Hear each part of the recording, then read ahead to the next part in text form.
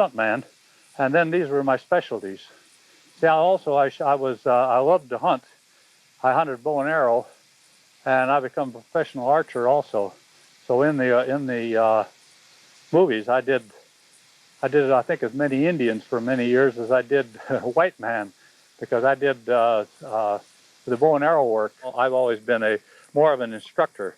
Anything in the Western line, guns, knives, bullwhips, roping, and they all come to me to the studios. Always send them, and I've had at the ranch in Culver City, I've had Zsa Gabor up there, Richard Egan, George Hamilton, and Robert Taylor.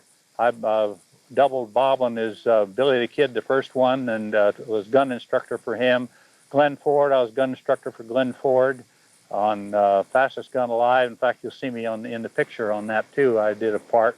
In those days, you used to do parts as well as doing the instructing and everything. I go on before the picture started and work with them, and then work in the picture. And for 10 years, I was practically under contract at MGM when I was teaching everyone to Joel McRae, Stars in My Crown, Deborah Kerr, just you name it, and I worked with them practically.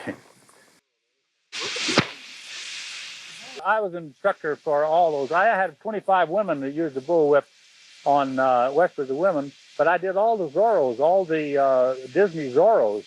And then I went to, did all the whip stuff. Buddy Van Horn did the sword work, and I did the whip stuff, and then we worked back and forth, doubling a guy on the Zorro stuff. Junior, when they did the Will Rogers story, Dad was the technical advisor, but I taught Bill Jr., and we used to, right there in Culver City, he was living at on Moynier Lane, and I used to go up in the living room of his house. We worked for about 3 months, because he, as a kid, he didn't learn to do very much in the way of trick roping, because Dad was worked for Will Rogers at that time, and he taught the kids what they knew at that time, but they didn't, any of them. Jimmy Rogers was took more to the roping than Billy, but I was instructor for him for 3 months when they did the picture.